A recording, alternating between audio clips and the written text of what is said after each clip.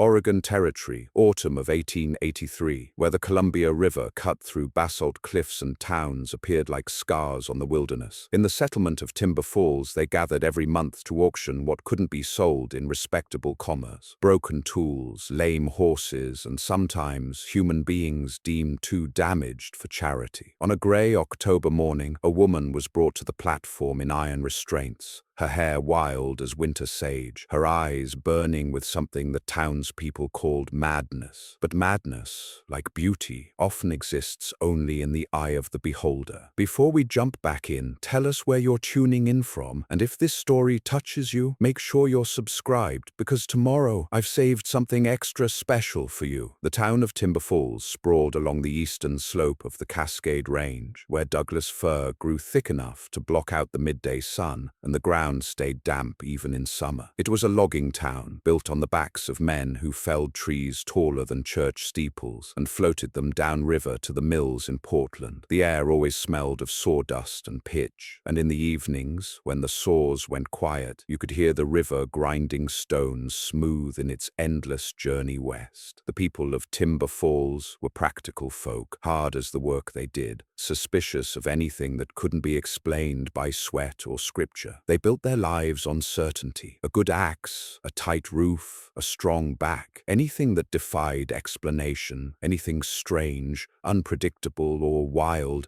was either driven out or locked away. On the eastern edge of town stood a structure everyone simply called the Keep. It wasn't a jail, not officially. It was a low stone building with narrow windows and a heavy oak door, built decades earlier when the town was just a trading post. Over the years, it had served many purposes: storage for furs, shelter during Indian raids, a place to hold drunks until they sobered. But in recent years, it had become something else entirely, a place for the unwanted, the old, the sick, the ones whose minds had slipped, the ones the town didn't know what to do with but couldn't afford to ignore. Inside the Keep, in a corner cell with walls that wept moisture and smelled of mildew, sat a woman named Clara Davenport. She was perhaps 30 years old, though the dim light and grime made it hard to tell. Her hair, once blonde, hung in tangled ropes past her shoulders. Her dress was torn at the hem and stained with mud and something darker. Her wrists bore the marks of iron cuffs,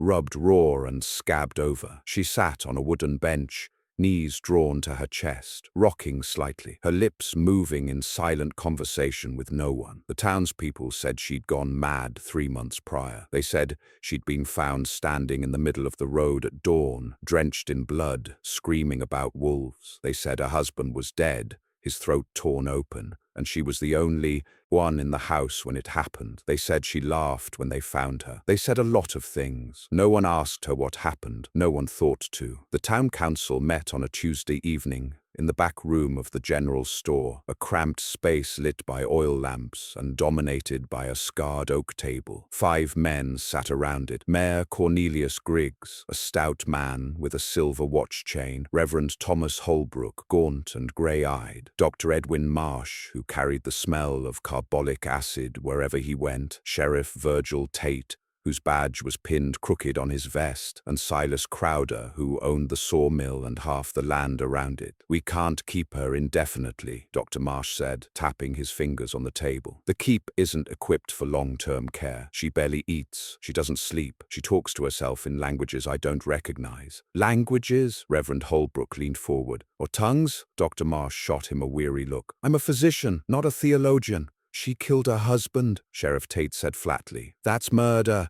We should hang her and be done with it." "There's no proof," Mayor Griggs said. "No weapon, no witnesses, just blood and a dead man." "And her standing over him," the sheriff countered. "She doesn't remember it," Dr. Marsh said, "or claims not to. She doesn't speak coherently. Half the time she thinks she's somewhere else entirely." Silas Crowder, who had been silent until now, cleared his throat. "Then sell her." The room went quiet. "Sell her," the Reverend repeated. "Like we do with the others," Crowder said, gesturing vaguely. "The debtor who couldn't pay his timber lease, the widow who couldn't feed her children. We auction them off. Someone takes responsibility, and the town's hands are clean." Mayor Griggs stroked his mustache. "It's not entirely without precedent."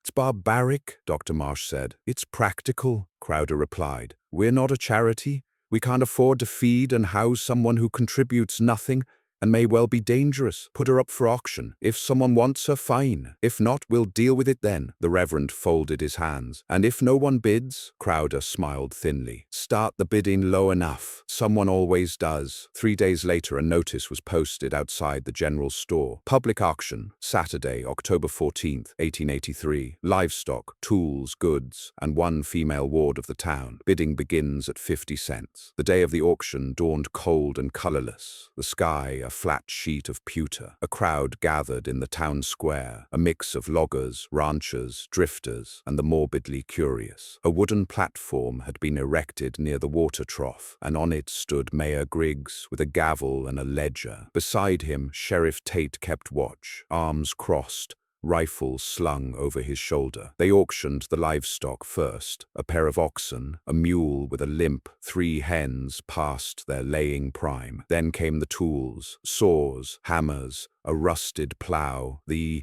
crowd called out bids with the casual rhythm of men used to valuing things by their usefulness. Then the mayor nodded to the sheriff, who disappeared into the keep. A murmur rippled through the crowd. Boots shuffled. A few men elbowed each other, grinning. Others looked away. The sheriff emerged, leading Clara Davenport by a chain attached to iron cuffs on her wrists. She walked slowly, barefoot on the cold ground, her hair hanging loose and wild. Her dress was the same torn, stained garment she'd been wearing for weeks. Her eyes were wide, unfocused, darting from face to face without recognition. She didn't resist. She didn't speak. She climbed the platform steps as if in a dream. The mayor cleared his throat. "Last item of the day. Female. Approximately 30 years of age, no family, no debts owed, town ward, mentally unsound. She'll work if guided, though her temperament is unpredictable. Starting bid is 50 cents. Silence. A few men shifted uncomfortably. One spat into the dirt. Another laughed, low and mean. 50 cents for a mad woman, someone called. I wouldn't take her for free. She's cursed, another voice said. Killed her husband with witchcraft. She didn't kill anyone, Dr. Marsh said from the edge of the crowd, his voice tight. There's no evidence. Then why is she in chains? Someone shot back. The mayor raised his gavel. 50 cents. Do I hear 50 cents? No hands went up. Clara stood on the platform, swaying slightly. Her lips moved soundlessly. Her fingers twitched against the iron cuffs. She looked out over the crowd, but her gaze seemed to pass through them, seeing something else entirely, something distant, something vast. Going once, the mayor said, his voice losing confidence. Still nothing. Going twice. $100. The crowd turned as one. At the back,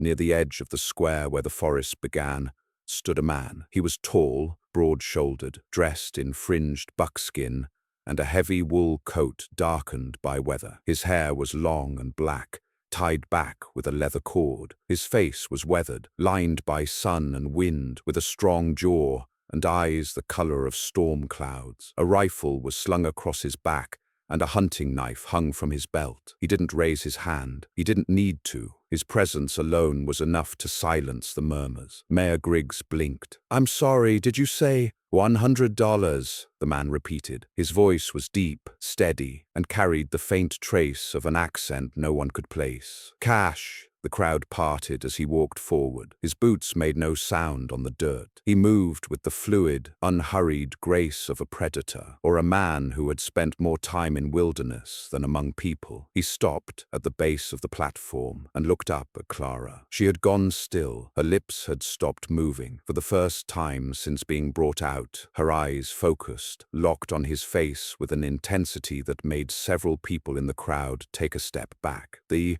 mayor fumbled with his ledger. Name? Garrett Blackwood. Occupation? Hunter, trapper. I live in the high country.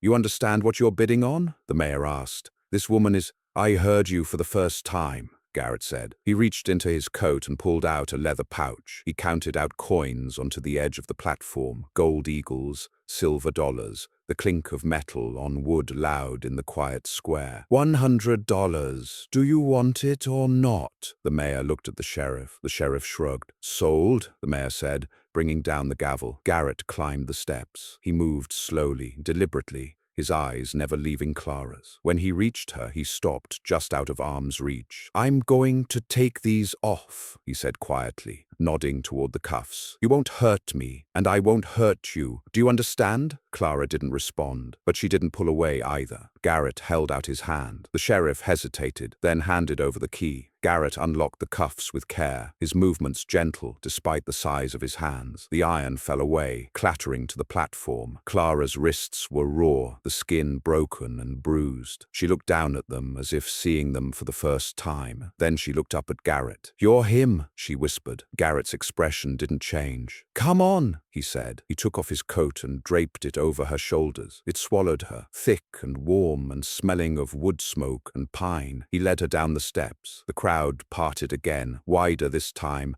as if proximity to her might be contagious. No one spoke, no one laughed. At the edge of the square, a horse waited, a large roan gelding with a pack saddle. Garrett helped Clara onto the horse with the same quiet care he'd used to remove the cuffs. Then he swung up behind her, one arm steadying her, and turned the horse toward the forest. They rode in silence. The crowd watched them go, swallowed by the trees, until even the sound of hooves faded into nothing. Only Dr. Marsh remained standing in the square, long after everyone else had left, staring at the spot where they'd disappeared, wondering if he'd just witnessed a rescue or something far stranger. The trail climbed steadily away from Timber Falls, winding through corridors of fir and hemlock where the light turned green and gold. The air grew colder as they ascended, sharp with the scent of resin and approaching winter. Garrett kept the horse at a steady walk, his body a solid presence behind Clara, one hand loose on the reins, the other resting near her waist, not holding, just there, a silent assurance she wouldn't fall. Clara said nothing. She sat rigid at first, her breathing shallow and quick, her fingers clutching the edge of the saddle. But as the minutes stretched into an hour, then two, something in her began to ease. The trees closed around them like a living wall, shutting out the town, the voices, the eyes that had measured and judged her. Here there was only the rhythm of the horse's gait, the whisper of wind through branches, the occasional cry of a hawk circling overhead. They followed no road. Garrett guided the horse along paths invisible to anyone else. Deer trails, gaps between fallen logs, stretches of bare stone where water had worn the earth down to bone. He moved with absolute certainty, as if the forest spoke to him in a language he'd learned long ago. By late afternoon, the trees began to thin. They emerged onto a high ridge where the land fell away in sweeping folds of green and gray, stretching toward distant mountains capped with early snow. The Columbia River gleamed far below, a ribbon of silver threading through the gorge. Garrett reined the horse to a stop. He dismounted, then reached up to help Clara down. She hesitated, looking at his outstretched hands as if they were something foreign, possibly dangerous. Then, slowly, she placed her palms in his. His grip was firm, warm, calloused from years of work. He lowered her to the ground with the same care he'd shown on the platform. "We'll rest here," he said. "Water the horse. Eat something." Clara stood where he'd placed her, swaying slightly. She looked around as if waking from a long sleep, her eyes taking in the vastness of sky and stone. Her lips parted, and for a moment it seemed she might speak. Instead,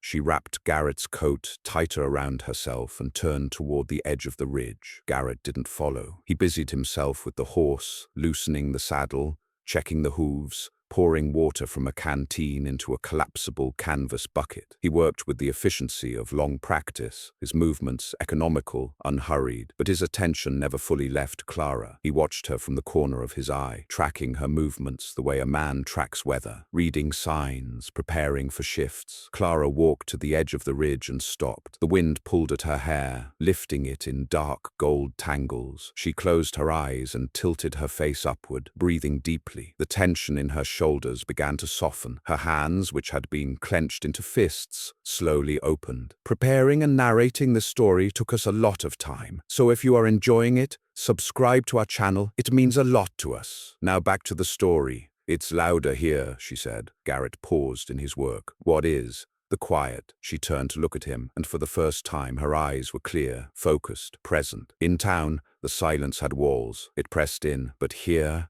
She gestured at the open sky, the endless forest. Here it has room to breathe. Garrett studied her for a long moment. Then he reached into his pack and pulled out a bundle wrapped in oilcloth. He unwrapped it to reveal bread, hard cheese, dried venison. He broke off portions and held them out to her. "When did you last eat?" he asked. Clara looked at the food as if she'd forgotten what it was for. "I don't remember." "Then sit. Eat. You'll need your strength for what comes next." She took the food mechanically and sat on a flat stone near the edge. She chewed slowly, deliberately, as if relearning the act. Garrett sat a few feet away, close enough to speak without raising his voice, far enough to give her space. They ate in silence. Below them, shadows lengthened across the valley. A line of geese passed overhead, calling to each other in voices that echoed off the cliffs. "Why did you pay for me?" Clara asked suddenly. Her voice was quiet but steady, stripped of the vacant dreaminess that had clouded it in town. Garrett swallowed a piece of bread and considered his answer. "Because no one else would. That's not a reason. That's an observation." He almost smiled. "You're right. So why?" He looked out across the valley, his expression unreadable. 3 years ago, I was trapping in the Wallowas. High country, early winter. I got caught in a storm. Came down fast. The kind that buries everything in hours. I took shelter in a cave, thinking I'd wait it out." He paused, his jaw working. There was already someone there. Clara's hands stilled on her food. "A woman," Garrett continued. "She'd been living in that cave for weeks, maybe longer. She was half-starved, dressed in rags, talking to herself. At first I thought she was mad, touched by the wild, the way people get when they've been alone too long." He picked up a stick and began drawing absent patterns in the dirt. But she wasn't. She was a Nez Perce woman who'd escaped a massacre. Soldiers had come to her village, burned it, killed most of her family. She'd run into the mountains with nothing but the clothes on her back. By the time I found her, she'd been speaking to her dead for so long she'd half forgotten how to speak to the living. "What did you do?" "I shared my food, built up the fire,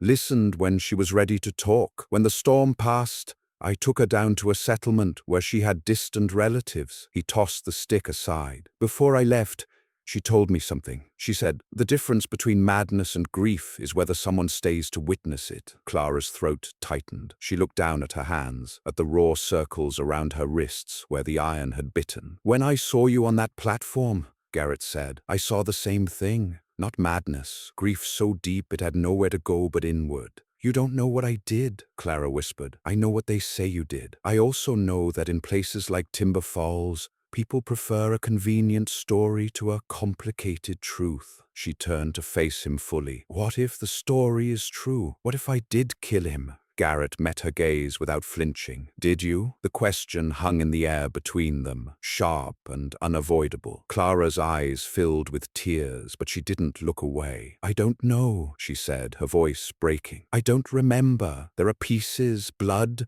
screaming, something tearing, but they don't connect. It's like trying to remember a nightmare after you wake. You know it was terrible, but the details scatter when you reach for them. Tell me what you do remember." Clara drew a shaking breath. "My husband's name was Robert Davenport. We'd been married 4 years. He was a timber foreman, worked for Silas Crowder's mill. He was hard, quick to anger. He drank." She wiped at her eyes with the back of her hand. "I learned to be quiet, to stay out of his way when the darkness came over him." Garrett said nothing, just listened. "That night, he came home late. He'd been drinking at the mill office with Crowder and some of the crew bosses. I was already in bed. He woke me up, demanding food, demanding other things." Her voice dropped to barely a whisper. "I said I was tired. That was all. Just that I was tired." The wind gusted, cold and sharp. "He hit me, not the first time, but harder than usual. I fell, hit my head on the bedpost. Everything went strange after that. Sounds got louder, colors brighter. I remember him coming at me again, and I remember being so angry, angrier than I'd ever been, angry enough to—" She trailed off, staring at her hands as if they belonged to someone else. "The next thing I knew, I was standing in the doorway and he was on the floor. There was so much blood, and I was holding the fireplace poker. Did anyone else see what happened?" Mrs. Henshaw from next door heard the shouting. She came to the door, looked inside. I remember her face, the horror in it. She screamed and ran for the sheriff. By the time he arrived, I couldn't speak, couldn't explain. The words were there, but they wouldn't come out. It was like my voice had drowned. Garrett leaned forward slightly. What did the sheriff do? He looked at Robert, looked at me, didn't ask a single question. Just put me in chains and locked me in the keep. Her hands clenched. No trial, no investigation. They decided what happened before I could even try to defend myself. Dr. Marsh examined me once, asked if I remembered anything. When I couldn't give him a clear answer, he declared me mentally unfit. After that, no one listened. No one cared. And poker? Did they test it for blood? Clara blinked. I don't know. I don't think so. Garrett stood and walked to the edge of the ridge, his hands clasped behind his back. He stared out at the darkening valley for a long time. When he spoke again, his voice was quiet, but edged with something sharp. I've seen a lot of deaths in my time. Men killed by animals, accidents, each other. Blood tells a story if you know how to read it, the pattern of it, the amount. Where it pools, he turned back to her. A man beaten to death with a poker would have wounds on his head, his arms where he tried to defend himself. The blood would spray, splatter. It would be chaotic. It was chaotic. But was there blood on you, on your hands, your dress? Clara thought back, forcing herself to revisit that nightmare. Yes, my hands, my dress. But what? But not my face, not my hair. If I'd been standing over him, hitting him, she looked up at Garrett, realization dawning in her eyes. It would have been everywhere, wouldn't it? Yes, they stared at each other as the implications settled between them. Then what happened? Clara whispered. If I didn't kill him, who did? That, Garrett said, is a question worth asking, but not here and not now. First, we get you somewhere safe, somewhere you can rest. Heal, remember without fear. The truth has a way of surfacing when you stop running from it. He walked back to the horse and began resaddling it. Clara stood slowly, her legs unsteady but stronger than before. She looked down at the valley, at Timber Falls hidden somewhere in the distance, and felt something shift inside her. Not healing, not yet, but the first small crack in the wall of terror and confusion that had imprisoned her for months. Where are we going? She asked. My cabin. It's another 2 hours north, up in the high timber. No roads lead to it. No one comes unless invited. He swung onto the horse and reached down for her. You'll be safe there. I give you my word. Clara looked at his hand, scarred, steady, offered without expectation. She thought of the platform, the chains, the faces in the crowd that had looked at her like she was something broken beyond repair. Then she thought of this man who had paid a fortune for her freedom and asked nothing in return except that she survive. She took his hand and let him pull her up. They rode north as twilight settled over the mountains. The stars began to emerge, cold and bright against the deepening blue. Garrett guided the horse through the darkness with the same uncanny certainty he'd shown in daylight, following paths only he could see. Clara leaned back slightly against his chest, exhausted but no longer afraid. For the first time in months,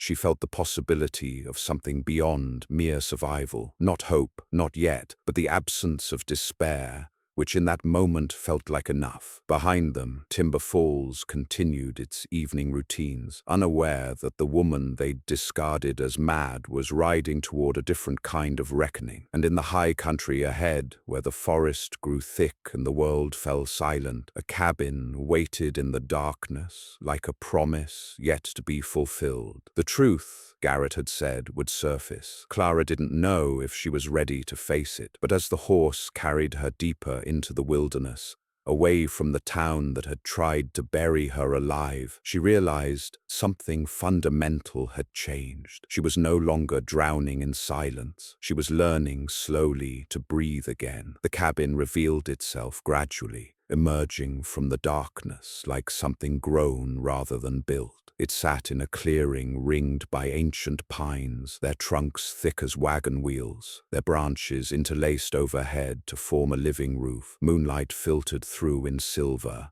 shafts, illuminating a structure that seemed to belong to the forest itself. The walls were hewn logs, fitted so precisely that no chinking showed between them. The roof was split cedar shakes, weathered to the color of smoke. A stone chimney rose from one end, and beside the door hung clusters of dried herbs, their fragrance sharp even in the cold air. A covered porch ran the length of the front, sheltering stacked firewood and various tools whose purposes Clara couldn't immediately identify. Garrett dismounted and helped Clara down. Her legs trembled when her feet touched the ground, exhaustion finally catching up with her. He steadied her with a hand on her elbow, then guided her toward the door while he led the horse to a lean-to stable built against the north side of the cabin. "Go inside," he said. "There's a lamp on the table just to the left. Matches beside it. I'll tend to the horse and be in shortly." Clara pushed open the door. It swung soundlessly on leather hinges, revealing an interior darker than the night outside. She felt along the wall until her fingers found the table, then the cold glass of a lamp, then the small tin of matches. Her hands shook as she struck one. The flame caught, steadied, and she lifted the lamp's glass to touch the wick. Light bloomed softly, pushing back the shadows. The cabin was a single large room, perhaps 20 feet square, with a sleeping loft accessible by a ladder in the far corner. The floor was packed earth covered with woven rush mats and a bearskin rug near the hearth. The fireplace dominated the eastern wall, built from river stone and blackened by years of use. Above it hung various implements, a Dutch oven, iron skillets, a coffee pot. Against the opposite wall stood a workbench covered with tools for leatherwork, awls, needles, strips of rawhide, half-finished harnesses. Shelves above it held jars of what looked like rendered fat, beeswax, plant materials Clara didn't recognize. Bundles of dried meat hung from the rafters, alongside strings of onions, garlic, and herbs. But what struck Clara most was the cleanliness of it. Everything had its place. The floor was swept, the hearth cleared of ash,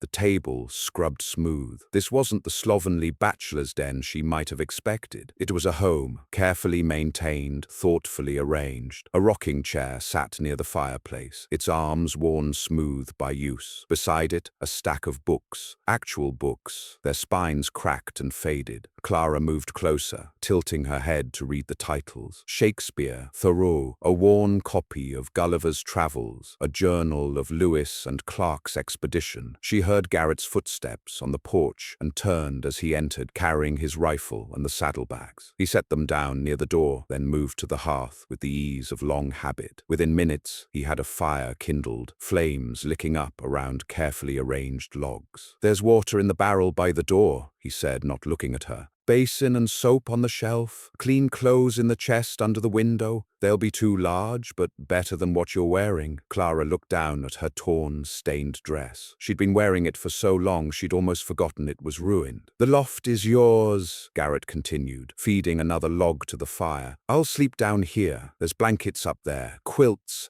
a proper mattress stuffed with cedar boughs. It's warm once the fire gets going. Heat rises and the chimney runs right through the center." "Where will you sleep?" Clara asked. "I've got a bedroll. I'm used to the floor." He straightened and finally looked at her. "You're safe here. No one knows about this place except me. You can rest. Take your time. There's no rush for anything." Clara felt something tighten in her chest. Not fear, but something closer to its opposite. The simple certainty in his voice, the lack of expectation, the space he was offering without condition. She'd spent months in the keep being told she was dangerous, unpredictable, mad. And here was this stranger treating her as if she were simply a person who needed shelter. "Why are you doing this?" she asked, her voice barely above a whisper. Garrett was quiet for a moment, watching the fire take hold. "I told you about the Nez Perce woman in the cave. What I didn't tell you was what happened after I took her to her relatives." He pulled the rocking chair closer to the fire and sat, gesturing for Clara to take the stool opposite. "A month later, I was in a trading post near Lewiston,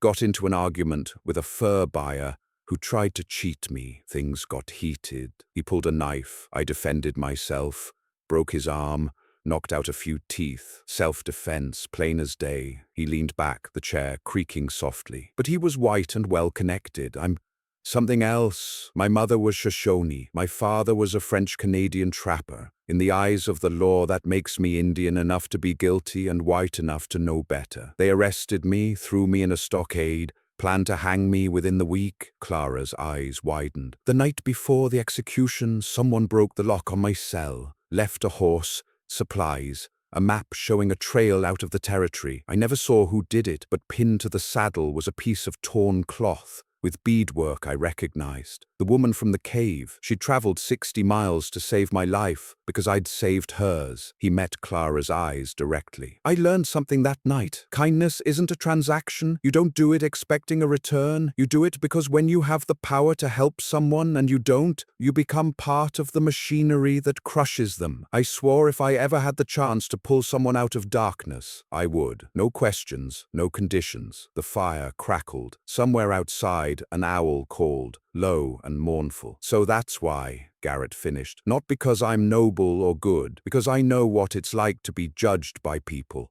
who never bothered to ask your story. And I won't be one of those people. Clara's vision blurred with tears. She wiped them away quickly, unused to crying in front of anyone. Thank you, she managed. No need for thanks. Just rest. Heal. The rest will come when it's ready. He stood and moved to the workbench, giving her privacy. Clara rose slowly and climbed the ladder to the loft. It was exactly as he'd described. A mattress of cedar boughs covered with layers of quilts, a small window looking out into the forest canopy, the warmth from the chimney radiating through the stones. She found the chest of clothes and pulled out a shirt of soft flannel, trousers that would need to be rolled at the ankles, thick wool socks. She changed slowly, her body aching and stiff, then wrapped herself in the quilts and lay down. Through the floorboards, she could hear Garrett moving quietly below, the sound of him preparing his bedroll, banking the fire, settling in for the night. The sounds were domestic, comforting, utterly unlike the harsh clanging and shouting that had filled the keep. For the first time in 3 months, Clara closed her eyes without terror of what the darkness might bring. And though sleep was slow to come, when it finally did, she slept without dreams. She woke to the smell of coffee and frying bacon, sunlight streaming through the loft window in thick golden bars. For a disorienting moment, she didn't know where she was. Then memory returned, not the fractured, nightmarish memories of blood and screaming, but clear recollection of the previous day. The auction, Garrett, the ride into the mountains. She sat up slowly. Her body still ached, but differently now. The pain of cramped muscles beginning to relax, of tension finally releasing its grip. Below, she heard Garrett moving about. She descended the ladder to find him at the stove, tending a cast-iron skillet. He'd already been outside. His hair was damp, his face freshly washed. He glanced at her as she emerged. There's a creek about 50 yards east, he said. Water's cold but clean. I left a towel and soap on the porch rail if you want to wash up. Breakfast will be ready in 10 minutes. Clara nodded and stepped outside. The morning was crisp and bright, the air so clean it almost hurt to breathe. She found the creek exactly where he'd said, running clear and fast over smooth stones. She knelt beside it, splashed her face, scrubbed her hands and arms with the harsh lye soap until her skin tingled. When she returned, Garrett had set out 2 plates, bacon, fried cornmeal cakes, dried apples stewed with honey. They ate in comfortable silence, the kind that comes not from having nothing to say, but from not needing to fill every moment with words. After breakfast, Garrett showed her around the clearing, the stable where he kept 2 horses, the roan and a smaller paint mare, the smokehouse where venison and salmon hung in fragrant rows, the root cellar dug into the hillside, stocked with potatoes, turnips, squash, and jars of preserved berries. A chicken coop that housed half a dozen hens, their soft clucking a pleasant background to the forest sounds. I'm gone sometimes for days at a time, he explained, checking trap lines, hunting, trading in the settlements. But there's always enough here to last. You help yourself with whatever you need. You're leaving? Clara felt a flash of panic. Not today, not for a while. But eventually, yes, I have obligations, contracts with traders. I can't stay indefinitely. He paused. But I won't leave you unprepared. I'll teach you what you need to know, how to maintain the fire, where to find water, how to handle the rifle if animals come around. By the time I go, you'll be able to manage. The panic subsided, replaced by something else, a determination Clara hadn't felt in years, not just to survive, but to become capable, self-sufficient, free. "Teach me," she said, and so he did. The days that followed fell into a rhythm unlike anything Clara had known. Each morning began with chores, feeding the chickens, collecting eggs, hauling water, splitting kindling. Garrett worked alongside her at first, demonstrating the most efficient way to stack wood, the proper technique for drawing water without straining your back, how to bank a fire so it burned slow and steady through the day. He was a patient teacher, never condescending, never impatient when she struggled. When she failed to split a piece of kindling cleanly and sent chips flying, he simply showed her how to adjust her angle. When she overfed the fire and nearly smoked them out, he opened the windows and explained the relationship between airflow and combustion. In the afternoons, he taught her more complex skills, how to load and fire the rifle, bracing it properly against her shoulder so the recoil wouldn't knock her down, how to read tracks in the dirt, deer, elk, bear, cougar, and know which were fresh and which were old, how to identify edible plants and which ones would make her sick. "Why are you teaching me all this?" Clara asked one afternoon as they knelt beside a patch of wild herbs. "I'm not planning to become a mountain woman." Garrett didn't look up from the plants he was examining. "Aren't you?" "I don't know what I'm planning. I haven't thought that far ahead." "Then think now." He sat back on his heels and looked at her directly. "What do you want, Clara? Not what you think you should want, not what someone else decided for you. What do you actually want?" The question struck her like a physical blow. She opened her mouth, then closed it. No one had asked her that in years. Not Robert, who'd told her what she wanted. Not the townspeople, who'd assumed her wants were irrelevant. Not even Dr. Marsh, who'd been more interested in diagnosing her than understanding her. "I don't know," she said finally. "I've spent so long being what other people needed me to be. I'm not sure I remember who I am underneath it all." "Then maybe that's where we start. Not with what you want to do, but with who you want to be." Clara pulled her knees to her chest, wrapping her arms around them. The position reminded her of the keep, of sitting in the corner, trying to make herself small. She forced herself to straighten, to take up space. "I want to be someone who isn't afraid," she said slowly. "Someone who can walk through a town without waiting to be struck. Someone who doesn't flinch when a door opens suddenly or a voice is raised." She paused. "I want to be someone who knows how to survive without needing permission." Garrett nodded. "Good, that's a start." "Is that who you are?" Clara asked. "Someone who doesn't need permission?" "I'm someone who learned the hard way that the world doesn't give permission freely, especially to people it considers other. So I stopped asking." He stood and brushed dirt from his knees. "I won't lie to you. It's a harder path. You give up certain comforts, security, the protection that comes with belonging to something larger than yourself. But you gain something too, autonomy, the ability to look at yourself without shame because you're living according to your own terms, not someone else's." They walked back to the cabin in thoughtful silence. That evening, as Clara helped prepare dinner, cutting vegetables while Garrett seasoned a rabbit he'd snared, she found herself moving with more confidence. Her hands were steadier, her thoughts are clearer. After they ate, Garrett pulled out one of his books and read aloud by firelight. His voice was deep and measured, bringing Thoreau's words to life. "I went to the woods because I wished to live deliberately, to front only the essential facts of life, and see if I could not learn what it had to teach, and not, when I came to die, discover that I had not lived." Clara listened, watching the firelight play across his face, and felt something shift inside her. Not sudden, not dramatic, just a quiet recognition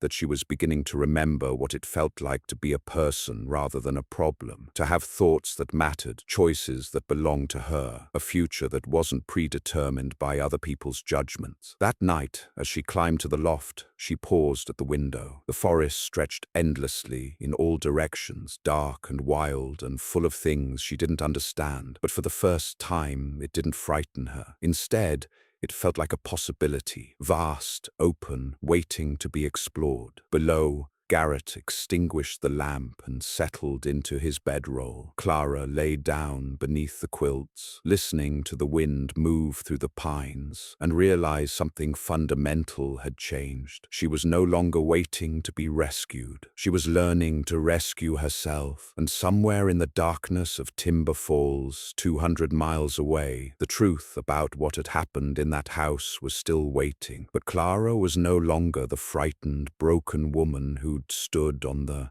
auction platform. She was becoming someone who could face that truth, whatever it turned out to be. The healing had begun, and with it, slowly but surely, the strength to seek justice for the woman she'd been and the woman she was becoming. 3 weeks passed in the high country, marked not by calendar days, but by the steady accumulation of skills and the slow return of Clara's voice. She spoke more now, her words no longer halting or uncertain. She asked questions about the plants they gathered, the animals whose tracks crossed the clearing, the weather patterns Garrett read in the clouds and wind. Her hands, once soft and unmarked by labor, developed calluses. Her arms grew stronger from splitting wood and hauling water. The shadows under her eyes faded, replaced by color brought on by clean air and honest work. She moved differently too, no longer hunched and defensive, but upright, deliberate, occupying space without apology. One morning, Garrett announced he needed to check his northernmost trap line, a full day's ride into the deeper mountains. He'd be gone overnight, possibly longer if the weather turned. "Will you be all right here alone?" he asked, though his tone suggested he already knew the answer. Clara looked around the clearing, at the cabin she now knew as well as any place she'd ever lived, at the chickens she fed each morning, at the woods that had become familiar rather than forbidding. "Yes," she said simply. He nodded, satisfied. "Rifles loaded and above the door. Extra ammunition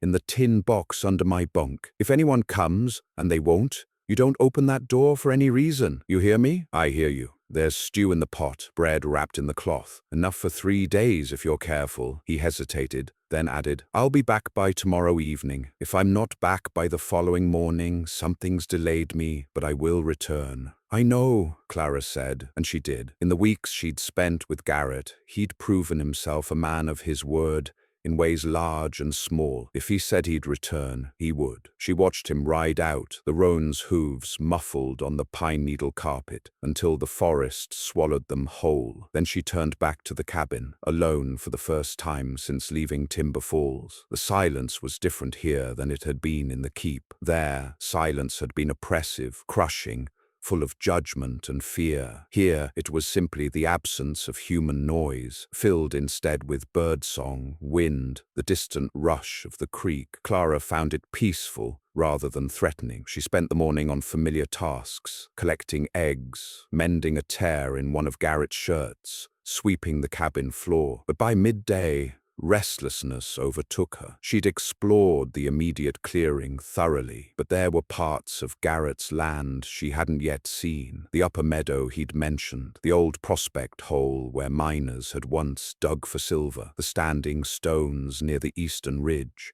that predated any white settlement. She took the rifle, more for the practice of carrying it than from any real fear, and set off toward the east, following a deer trail Garrett had pointed out weeks before. The forest here was older, the trees massive and spaced far enough apart that walking between them felt like moving through a cathedral of bark and needle. After half an hour, the trees thinned, and she emerged onto a rocky outcrop. Below, the land fell away in dramatic cliffs, offering a view that stretched for miles, wave after wave of forested ridges, the distant gleam of rivers, mountains capped with snow even in autumn. And there near the edge of the outcrop stood the stones. They were basalt columns, black and weathered, arranged in a rough circle about 15 feet across. They stood taller than a man, their surfaces covered with lichen and strange markings, some natural erosion, others possibly carved by human hands generations ago.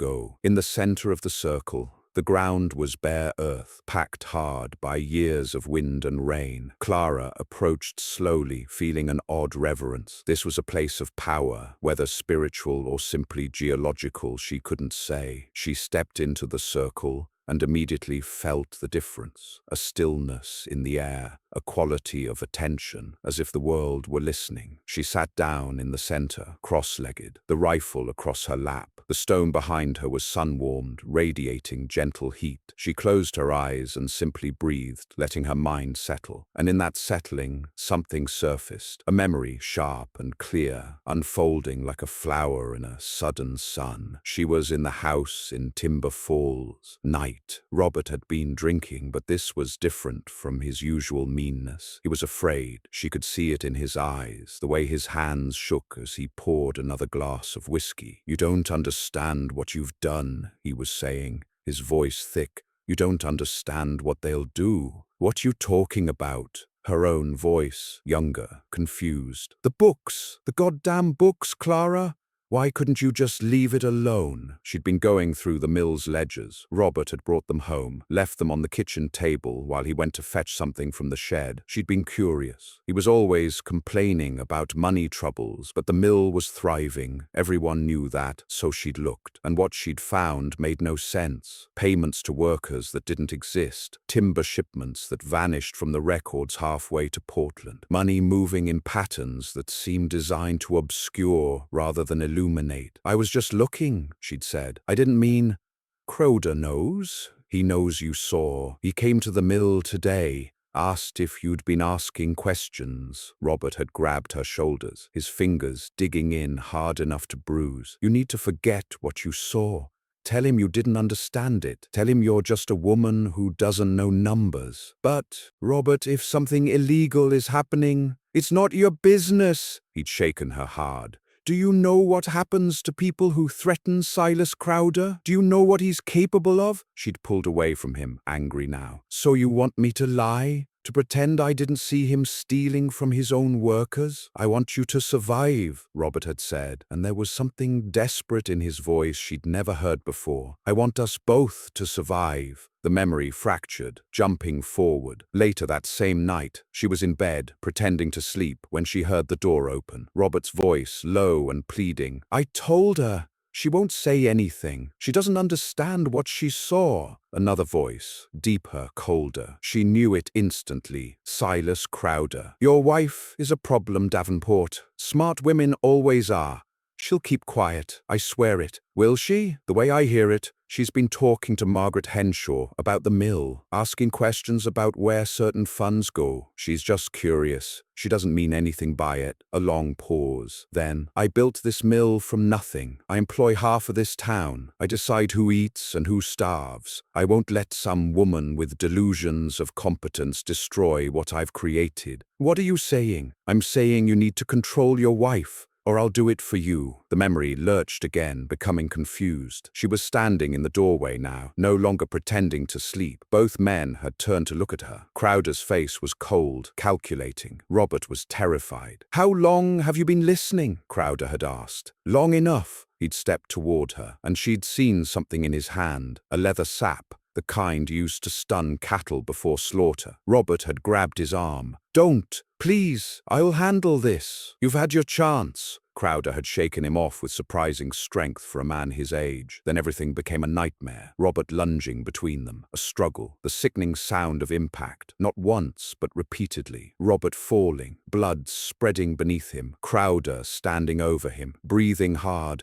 The sap dripping, and Clara frozen in the doorway, unable to move, unable to scream, unable to do anything but watch as the man she'd married, the man she'd feared, resented, but never wished dead, bled out on the floor of their home. Crowder had looked at her then, his expression unreadable. You saw nothing, he'd said. You were asleep. When you woke, he was dead, and you were holding the poker. Do you understand? She'd shaken her head, mute with horror. Do you understand? He'd repeated, and the threat in his voice was absolute. Or do I finish what I started? She nodded. What else could she do? He'd placed the poker in her hands, wrapped her fingers around it, pressed it against Robert's wounds to ensure her prints were there. Blood was on her. Then he'd called out the window. Mrs. Henshaw, come quickly. Something terrible has happened. And Margaret Henshaw had appeared in the doorway, had seen Clara standing over Robert's body with the poker in her hands, and had screamed. The rest was blur and darkness. The sheriff arriving, the chains, the keep, her own mind unable to process what had happened, retreating into confused silence that everyone interpreted as madness or guilt. Clara's eyes snapped open. She was gasping, her heart pounding so hard she thought it might burst. The standing stones surrounded her. Silence silent witnesses. The sun had moved. She'd been sitting here for over an hour. She knew now. She remembered. She hadn't killed Robert. Silas Crowder had, and he'd framed her for it because she'd discovered he was embezzling from his own mill, stealing from the workers who depended on him. Clara stood on shaking legs. The rifle felt suddenly heavy in her hands. She wanted to scream, to rage, to ride back to Timber Falls and tell everyone the truth. But even as the impulse rose, reason followed. Who would believe her? A woman declared insane, sold at auction, who'd vanished into the mountains with a half-breed hunter. Against the word of Silas Crowder, who owned half the territory and had the mayor, the sheriff, and the reverend in his pocket, she needed proof. She needed the ledgers she'd seen. She needed Margaret Henshaw to admit she'd heard Crowder's voice that night. She needed something more than her own recovered memory. But more than that, she needed to survive long enough to seek that justice. Clara walked back to the cabin slowly, her mind churning. By the time she arrived, the sun was setting, painting the clearing in shades of amber and gold. She fed the chickens mechanically, her thoughts elsewhere. Inside, she lit the lamp and sat at the table, staring at nothing. The door opened just after full dark. Garrett entered, bringing cold air and the smell of pine. He took one look at her face and knew immediately that something had changed. "What happened?" he asked, setting down his pack. Clara met his eyes. "I remembered." He pulled out the chair across from her and sat. "Tell me." So she did. Every detail, every moment of the memory that had surfaced in the stone circle. Garrett listened without interrupting, his expression growing darker as the story unfolded. When she finished, silence filled the cabin. Finally, Garrett spoke. "Silas Crowder." "Yes, the same Silas Crowder who sat on the town council that decided to auction you off." Clara felt ice in her veins. She hadn't made that connection. "He wanted me gone, out of sight, out of mind. If I'd been hanged, there might have been questions, an investigation, but selling me as a madwoman, that silences me permanently while making it look like charity." Garrett's jaw clenched. "And if someone had bought you and mistreated you, or if you'd simply vanished into the wilderness and died, who would have questioned it? No one." Clara's hands curled into fists on the table. "I was already erased, already declared unreliable. Anything that happened to me after that auction was just the natural consequence of my own madness. Except I bought you and brought you here and gave you time to heal and remember." Garrett leaned back, his eyes sharp with thought. "Which means Crowder's plan failed. You're alive, you're sane, and you know the truth. But I can't prove it. Not yet, but the ledgers still exist. The workers who were cheated, they'd remember if someone showed them the numbers. And Margaret Henshaw," he paused. "She heard Crowder's voice that night. You said she came to the door right after he called. That's not proof, but it's corroboration." Clara shook her head. "She'll never speak against Crowder. She depends on the mill for her husband's wages. Everyone in that town depends on him. Fear is a powerful silencer." Garrett agreed. "But so is the right leverage, and sometimes people's consciences bother them more than they let on." He stood and began pacing. "We need to think this through carefully. Crowder is powerful, but he's not invincible. Men like him make enemies. The question is finding the ones brave enough to speak." "There's something else," Clara said quietly. "The books I saw, they showed payments to someone in the sheriff's office. I didn't understand it at the time, but now..." She looked up at Garrett. "What if Sheriff Tate is on Crowder's payroll? Then we can't trust any official channels, not in Timber Falls." Garrett stopped pacing and looked at her directly. "But there are other jurisdictions, federal marshals, territorial investigators. If we can gather enough evidence, we can go over Crowder's head entirely." "How?" "First, we need those ledgers, or copies of them. Second, we need testimony from someone credible, someone who saw or heard something that night. Third," he hesitated. "Third, we need you to be willing to go back, to face that town again, face Crowder, and tell your story to people who might actually listen." Clara felt fear rise in her throat, but beneath it was something stronger. Anger. Righteous, burning anger at what had been done to her, at the injustice of Robert's death, at the system that had so easily discarded her. "I'll do it," she said. "Whatever it takes." Garrett studied her for a long moment, then nodded. "All right, but we do this smart, careful. We have one chance to get it right. If we move too soon, or without enough evidence, Crowder will crush us like insects. So what do? We plan, we gather information, we find allies. He sat back down across from her. And we train, because if this goes wrong, we may need to fight our way out. Are you prepared for that? Clara thought of the rifle above the door, of the skills Garrett had been teaching her, of the strength she'd been rebuilding day by day in this mountain sanctuary. She thought of the woman she'd been on that auction platform, broken, silent, defeated. And she thought of the woman she was becoming, clear-eyed, capable, unafraid. Teach me everything, she said. I won't be a victim again. Not ever. Garrett's expression softened with something that might have been respect. Then we start tomorrow. Because if we're going to take down a man like Silas Crowder, you need to be more than just a survivor. You need to be a force he never saw coming. That night, Clara climbed to the loft with a strange mixture of emotions churning through her. The truth she'd recovered was terrible, confirming her worst fears about what had happened, but it had also freed her from the paralyzing uncertainty that had kept her trapped in silence. She knew now, she knew what had been done to her and who had done it and why. And knowledge, she was learning, was the first step toward power. Below, she heard Garrett moving around the cabin, preparing for the next day's training. Outside, the wind moved through the pines with a sound like distant voices, neither threatening nor comforting, just present, a reminder that the world continued turning whether she was ready or not. Clara pulled the quilts around herself and stared up at the rough-hewn rafters. Somewhere in Timber Falls, Silas Crowder was sleeping peacefully, believing himself safe, believing the woman he'd framed for murder was long gone and no longer a threat. He was wrong, and before this was over, Clara Davenport would make sure he understood just how wrong he'd been. Dawn came cold and sharp, frost silvering the grass in the clearing. Clara descended from the loft to find Garrett already awake, the fire built high, coffee boiling in the pot. He'd laid out items on the table: rope, a knife, a compass, matches wrapped in oilcloth, a small leather pouch. "We're starting with navigation," he said without preamble. "You need to be able to find your way in any terrain, any weather, day or night. If things go wrong in Timber Falls, you may need to disappear fast. That means knowing how to read the land, not just follow a trail." Clara poured herself coffee and studied the items. "Where do we start?" "Outside. Eat something first. You'll need the energy." They spent the morning in the forest, Garrett teaching her to read subtle signs she'd never noticed before. How moss grew thicker on the north side of trees, how the angle of sunlight through branches could tell direction even when the sky was overcast, how to use the stars at night, identifying constellations that wheeled overhead in predictable patterns. "If you're running and can't see the sun or stars, you look for water," he said, leading her down a steep slope. "Streams always flow downhill. Follow them long enough, they'll lead to rivers. Rivers lead to settlements, but more importantly, they give you direction and drinking water." He showed her how to move quietly through the underbrush, where to place her feet to avoid snapping branches, how to control her breathing so it wouldn't echo in the still air. Clara stumbled at first, her city-bred instincts working against her, but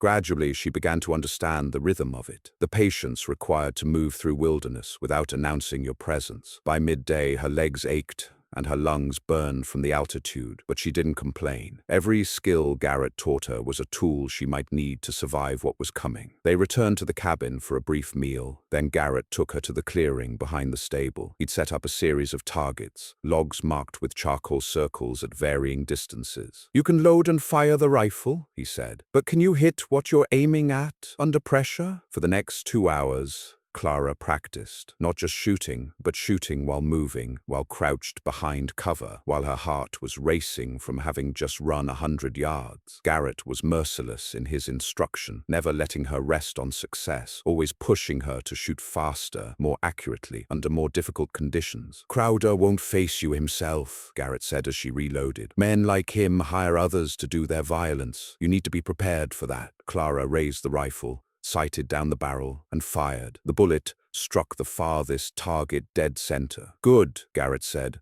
Again, as the sun began its descent, he shifted the training to close combat. He taught her how to use her size as an advantage rather than a weakness, where to strike to disable a larger opponent, how to use momentum and leverage instead of raw strength, how to turn household objects into weapons if needed. "A cast iron skillet to the temple will drop a man as surely as a bullet," he said, demonstrating the arc of a swing. "Fire poker, rolling pin, Anything with weight and reach. Never assume you're defenseless just because you don't have a gun. Clara practiced the movements until they felt almost natural, her body remembering even when her mind grew tired. She blocked Garrett's slow-motion strikes, countered with techniques he'd shown her, learned to anticipate attacks by reading body language. When darkness finally forced them to stop, Clara could barely stand. Every muscle trembled with exhaustion, but there was satisfaction in it too, the bone-deep tiredness that came from honest effort, from building something that might save her life. Over dinner, Garrett shifted the focus from physical skills to strategy. "We need intelligence," he said, sketching a rough map of Timber Falls on a piece of paper. The layout of Crowder's office, his house, the mill, where he keeps records, who works for him, what his patterns are, when he's alone, when he's vulnerable. "I know some of it," Clara said, "from when Robert worked there, but things may have changed. Then we need someone on the inside, someone who can observe without being noticed." Garrett tapped the map thoughtfully. "I have contacts in some of the settlements. Trappers, traders, people who move between towns and hear things. I'll put out feelers, see what we can learn." "That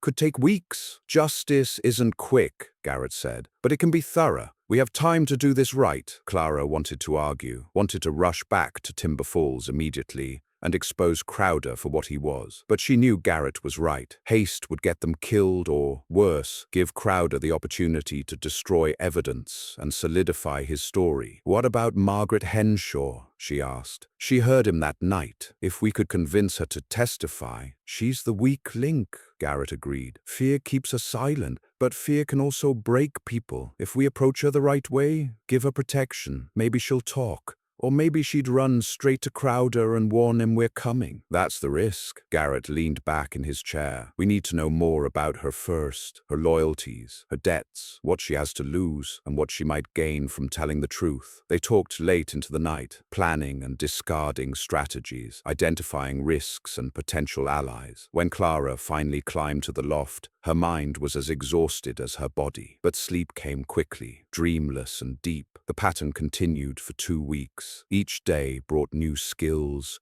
new knowledge, new layers of preparation. Garrett taught her to pick locks using a bent nail and steady pressure, how to forge documents well enough to pass casual inspection, how to read people by watching their hands, their eyes, the tension in their shoulders. "Deception is a tool," he said one evening as he showed her how to alter her appearance with different clothing, hairstyles, posture. "Not a virtue, but a necessity. When facing powerful men who control the official version of truth, you need to be whoever serves your purpose in any given moment." Clara practiced walking differently, like a servant hunched and invisible, like a woman of means, spine straight and gaze direct, like someone young and uncertain versus someone older and confident. She learned to affect different accents, different speech patterns, to blend into varied social settings. It felt like becoming an actor, trying on roles and discarding them. But unlike acting, the stakes were brutally real. On the 15th day, Garrett returned from a supply run to a distant trading post with news. "I spoke to a freighter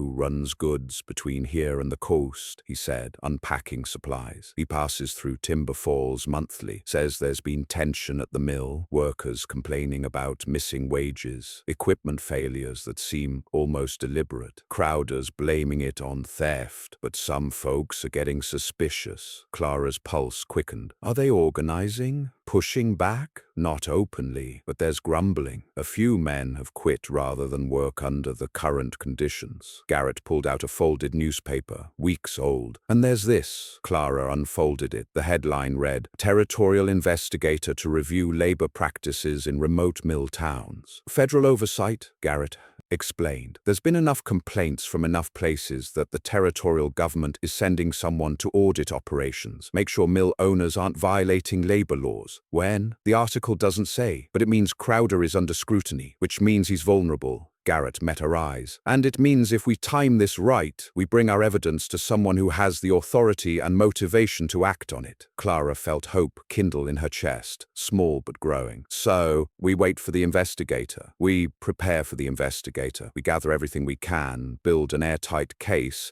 and when he arrives in Timber Falls, we make sure he knows exactly what Silas Crowder has done." Over the following days, They refined their plan. Garrett would make contact with his network of trappers and traders, gathering intelligence about Crowder's current operations, his associations, his movements. Clara would draft a detailed written account of everything she remembered, not just the murder, but the embezzlement she'd discovered, the pattern of intimidation and control. "Your testimony is powerful," Garrett said as she wrote, "but it's stronger if it's part of a larger pattern. We need to show this wasn't an isolated incident, that Crowder has been exploiting and threatening people for years." Clara's hand cramped as she filled page after page with careful script. She wrote about the ledgers she'd seen, the discrepancies she'd noticed. She wrote about conversations she'd overheard between Robert and other mill workers, complaints about conditions that were dismissed or punished. She wrote about women in town who'd been pressured, men who'd been blacklisted, families who'd been driven into poverty when they challenged Crowder's authority. It all connected, a web of corruption and violence with Silas Crowder at the center. When she finished, she had 17 pages of testimony. Garrett read it carefully, asking clarifying questions, pushing her to be more specific about dates and details where possible. "This is good," he said finally. "This is damning. But we still need corroboration. The ledgers if possible. Margaret Henshaw's testimony. Something physical that can't be dismissed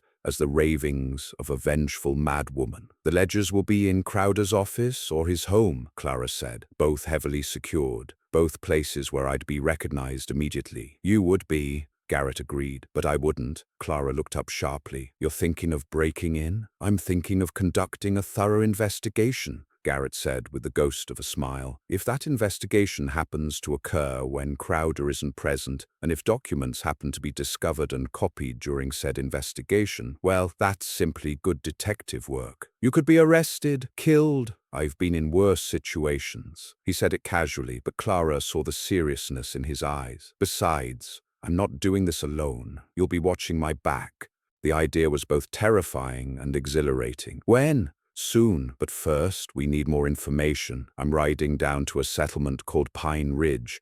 It's close enough to Timber Falls that people there know the gossip, but far enough away that I won't be recognized. I'll spend a few days listening, learning Crowder's routine. When I come back, we'll finalize our approach." Clara wanted to argue, wanted to go with him, but she knew it made more sense for her to stay hidden. Timber Falls and its surrounding settlements were too dangerous for her still. Garrett left the next morning, promising to return within a week. Clara used the time to continue her training, pushing herself harder now that she was alone. She ran the forest trails until her lungs burned. She practiced shooting until the rifle felt like an extension of her arms. She rehearsed the various roles she might need to play, speaking aloud to empty air until the different voices and mannerisms became second nature. But she also allowed herself moments of stillness. She returned to the stone circle on the ridge, sitting among the ancient basalt columns and letting her thoughts settle. The memory of that night no longer paralyzed her with horror. Instead,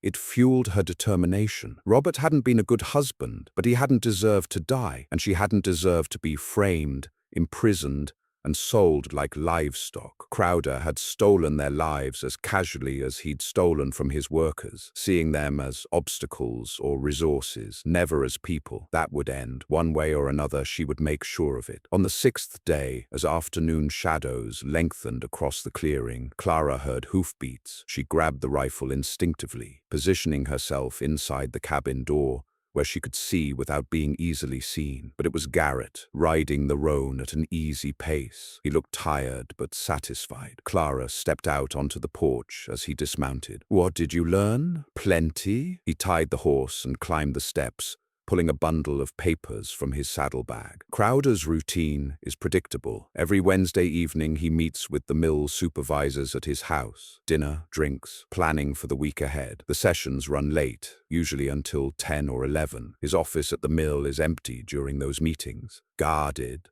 One night watchman who makes rounds every hour. Mostly he sits by the main entrance, smoking and drinking coffee. The back entrance, near Crowder's office, is unwatched. Clara felt her heart rate increase. "When's the next Wednesday meeting?" 4 days from now. Garrett spread the papers on the table, hand-drawn maps, schedules, notes. I also learned something interesting. Margaret Henshaw's husband was injured at the mill 3 months ago, lost 2 fingers in a saw accident. Crowder paid for the doctor but docked his wages for the time he couldn't work. The family is struggling. So she has reason to resent Crowder and reason to fear him, but also reason to want justice if it could be delivered safely. Garrett looked up from the maps. I think she's worth approaching carefully after we have the ledgers so we can show her we're serious, that we have real evidence. Clara studied the maps, committing details to memory. The mill complex, Crowder's office location, exits and entrances, guard positions. 4 days, she said. That's not much time. It's enough. We've been preparing for this. Garrett placed a hand on her shoulder. Are you ready? Clara thought about the woman who'd stood on the auction platform months ago, broken, silent, lost. She thought about the journey from that moment to this one, every skill learned, every fear conquered, every piece of herself she'd reclaimed from the darkness. Yes, she said, I'm ready. Then we finalize the plan tonight and spend the next 3 days preparing. This is our one chance, Clara. If we fail, Crowder will know we're coming. He'll destroy evidence, intimidate witnesses, possibly have us killed. We can't afford mistakes. I understand. That night they worked until the fire burned low, going over every detail of the plan, identifying contingencies, preparing for every scenario they could imagine. By the time Clara climbed to the loft, her head was spinning with information, but she felt focused in a way she'd never experienced before. This was happening after months of helplessness, of being acted upon rather than acting. She was finally moving toward justice, not revenge, though she wouldn't lie and say the desire for it wasn't there, but something cleaner, the truth, exposed, the guilty,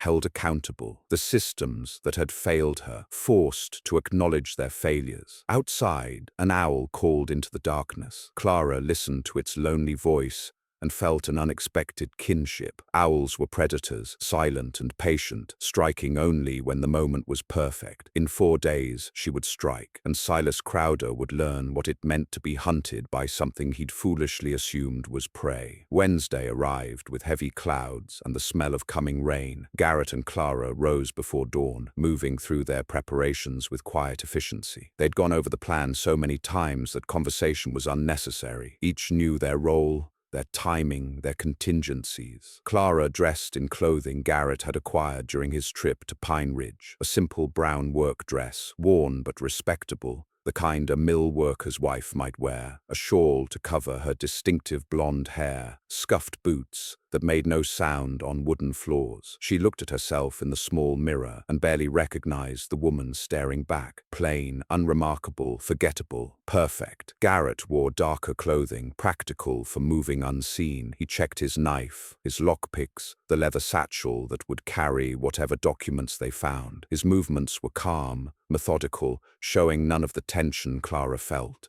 coiling in her stomach. They ate a cold breakfast, no time to build a fire that would need banking before they left. Then they mounted the horses and rode south through the pre-dawn darkness, following trails Garrett knew by heart. The journey to Timber Falls took 4 hours. They stopped a mile outside town, tethering the horses in a dense thicket where they wouldn't be noticed. From here, they would proceed on foot, entering the settlement from different directions to avoid drawing attention. You remember the timeline? Garrett asked, checking his pocket watch. The meeting starts at 6. You enter the mill at 7, giving the watchman time to settle into his routine. I position myself at the corner of Oak and Mill Street, where I can see both entrances. If there's trouble, I signal with the lantern. 3 flashes means guards approaching, 2 means abort immediately. And if something goes wrong inside, I create a distraction, fire in the trash heap behind the general store, loud argument, whatever draws attention away from the mill. Clara met his eyes. But nothing will go wrong. Confidence is good. Overconfidence gets you killed. But he said it with the hint of a smile. Stay alert. Trust your instincts. If something feels wrong, it probably is. They synchronized their watches, a skill Garrett had taught her, understanding that in operations like this, minutes could mean the difference between between success and disaster. Then they separated, Clara heading east toward the residential area, Garrett circling west toward the mill district. Clara entered Timber Falls as twilight thickened into dusk. The town looked different from this angle, approaching as a free woman rather than leaving in chains. The streets were familiar yet strange, like a place remembered from a dream. She kept her head down, her pace steady but unhurried. A few people passed her, men heading home from work, women finishing errands before full dark. No one gave her a second glance. The disguise was working. She reached her position at the corner and settled in, pretending to wait for someone. From here, she had clear sight lines to both the mill's main entrance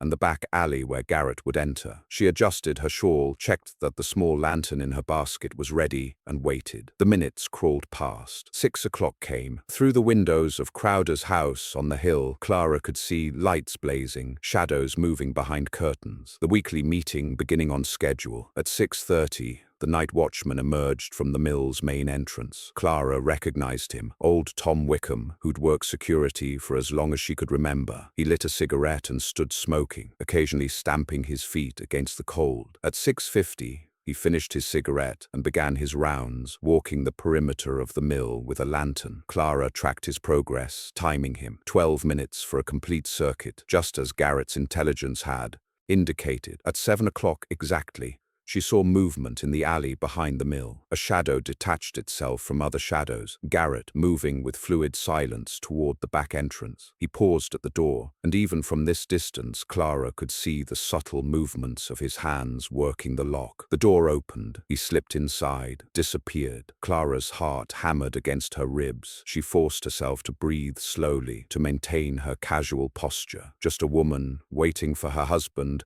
to finish his shift. Nothing unusual, nothing worth noticing. Tom Wickham completed his rounds and returned to his post by the main entrance. He lit another cigarette, settled onto a stool, pulled out a flask and took a drink. Inside the mill, Garrett moved through darkness, guided by the map he'd memorized. The main floor was a forest of silent machinery, massive saws, conveyor systems, sorting tables. Moonlight filtered through high windows, casting everything in shades of silver and black. He avoided the main floor entirely, keeping to the side corridor that led to the administrative offices. Crowder's office was at the far end, marked by a door of polished oak that stood in stark contrast to the rough-hewn walls around it. The door was locked, but it was a simple mechanism. Garrett had it open in under 30 seconds. He slipped inside and eased the door shut behind him. The office was exactly as described. Large desk, filing cabinets, a safe built into the wall behind a mediocre painting. Garrett left the safe alone for now. Safes took time, made noise. He started with the desk, working quickly through drawers. The first two held mundane items, correspondence about timber shipments, invoices, contracts. The third was locked. Garrett picked it in seconds and found what he was looking for, a leather-bound ledger, its pages filled with neat columns of numbers. He opened it carefully, scanning entries by the light of his shielded lantern. At first glance, it looked legitimate. Wages paid, lumber sold, expenses recorded. But as he compared months, patterns emerged. Identical payments to names that appeared nowhere else in the records. Shipments that left the mill but never appeared in the sales columns. Money moving in circles that made no economic sense. This was it. The evidence Clara had stumbled onto months ago. The evidence that had gotten her husband killed. Garrett pulled out his notebook and began copying key pages, his handwriting quick but legible. He was halfway through the ledger when he heard footsteps in the corridor outside. He froze, straining to listen. The footsteps were measured, purposeful, not the watchman's tired shuffle, but someone walking with authority. They stopped directly outside the office door. Garrett moved silently to the side of the door, pressing himself against the wall. His hand found his knife. If someone entered and raised an alarm, he'd have seconds to decide between fleeing and silencing them. Neither option was good. The door handle turned. Outside, Clara saw the problem before the watchman did. A figure approaching from the direction of Crowder's house, not walking casually but with purpose. Even from a distance, she recognized the gait. Sheriff Tate. Why was he here? The meeting shouldn't be over yet. Something had changed. Some variable they hadn't anticipated. Tate walked directly toward the mill's main entrance. Tom Wickham straightened up, surprised. "Sheriff, didn't expect to see you tonight? Crowder sent me. Says he left some documents in his office he needs for the meeting. Told me to fetch them." Clara's blood turned to ice. Tate was heading for Crowder's office, where Garrett was right now copying the ledgers. She had to warn him, had to give him time to hide, to escape, to do something before Tate walked in on him. Her hand closed around the lantern in her basket. 3 flashes meant guards approaching. But Tate wasn't just approaching, he was about to enter. She needed something more dramatic, more immediate. Clara made a decision. She dropped the basket, letting it clatter loudly on the cobblestones. The lantern inside shattered, oil spreading across the ground. She pulled matches from her pocket and struck one, her hands shaking. "Fire!" she screamed, touching the match to the spreading oil. Flames whooshed upward, sudden and bright. "Fire! Someone help!" Both Tate and Wickham spun toward the sound. Other people emerged from nearby buildings, drawn by the shout and the sudden light. "Get water!" someone yelled. "Is anyone hurt? Who is that woman?" In the chaos, Clara backed away, melting into the gathering crowd. She'd bought Garrett time, but at a cost. Now she was exposed, visible,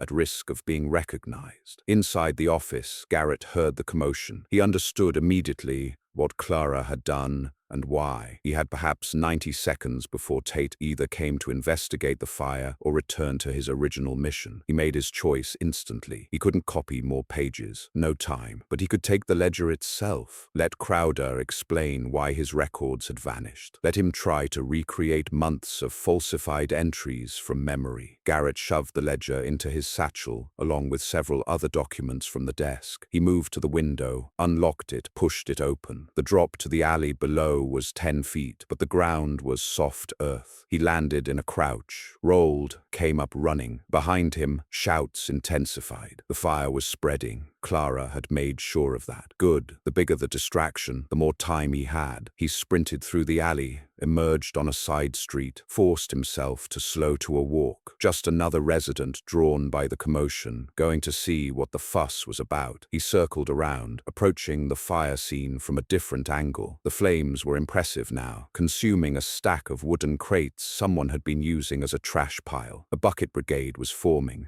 People passing water from the nearby trough. Sheriff Tate was directing the effort, his mission to Crowder's office apparently forgotten in the face of more immediate crisis. Garrett scanned the crowd for Clara. Didn't see her. That was good. Meant she'd successfully disappeared. He waited another moment, watching to make sure the fire wouldn't spread to occupied buildings, then turned and walked calmly away. He made it 3 blocks before he heard running footsteps behind him. "You there? Stop!" Garrett didn't run. Running meant guilt. He turned, keeping his expression curious rather than concerned. A deputy he didn't recognize approached, hand on his pistol. "Where are you coming from?" "Boarding house on Elm Street." Heard shouting, came to see if help was needed. "Fire's under control. You can head back." The deputy's eyes narrowed. "Don't recognize you. You new in town?" "Passing through. Timber work." Garrett kept his voice casual, his posture relaxed. "Looking for employment at the mill." "Mill's not hiring. You should move on." It wasn't a suggestion. "I'll do that, soon as I collect my wages from the job I just finished up north." Garrett nodded respectfully. "Evening, deputy." He walked away, feeling the man's eyes on his back. Didn't look back, didn't speed up. Just a transient laborer, nobody worth remembering. 2 blocks later, he turned into an alley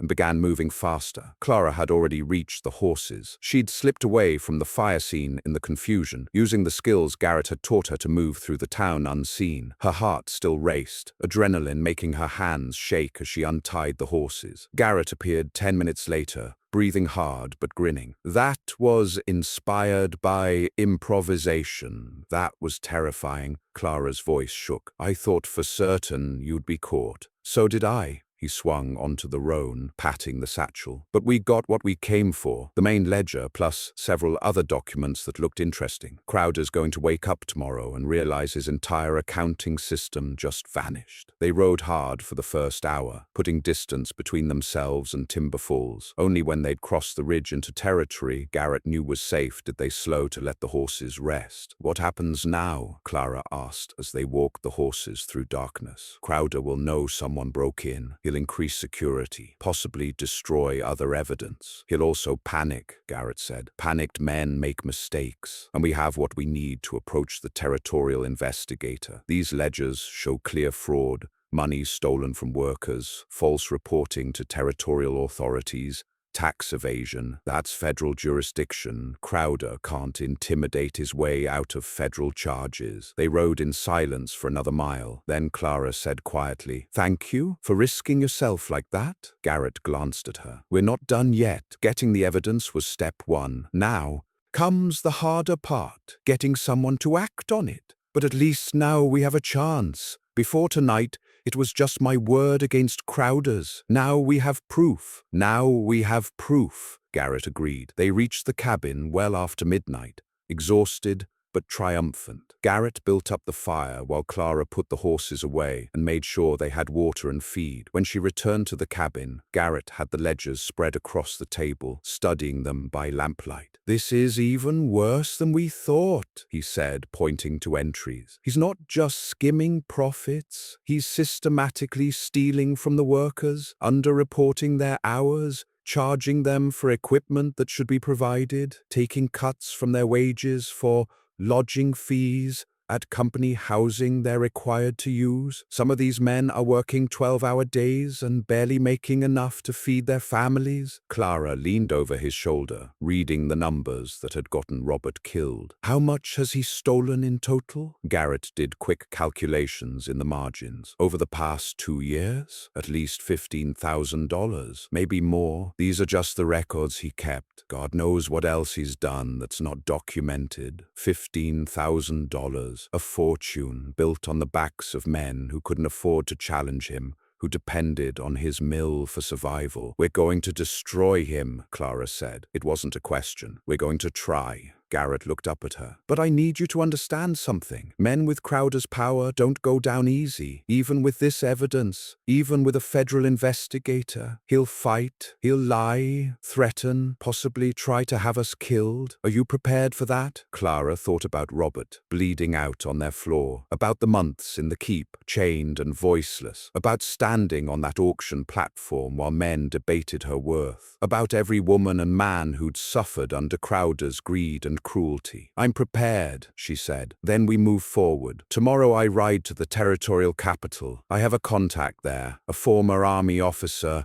who works with federal authorities. I'll give him the ledgers, your written testimony, everything we have. He'll know how to get it to the investigator." "How long will that take?" "Could be weeks, could be months. Federal bureaucracy moves slow." Garrett closed the ledger. "But it moves, and once it starts, men like Crowder can't stop it." Clara nodded, feeling the weight of exhaustion finally settling on her. "I should sleep. You should too." "I will, but first—" He pulled a folded paper from his pocket. "I found this in Crowder's desk. Thought you should see it." Clara unfolded it. It was a letter, dated 2 weeks after she'd been sold at auction. "Sheriff Tate, the matter we discussed has been resolved. The woman is gone, sold to a trapper who took her north, unlikely to return. Her testimony, should she ever attempt to give it, will be dismissed as madness. I consider this issue closed. Your continued discretion is appreciated and will be compensated as usual." S.E. Clara's hands tightened on the paper. He knew, even after selling me, he was making sure the sheriff would never investigate.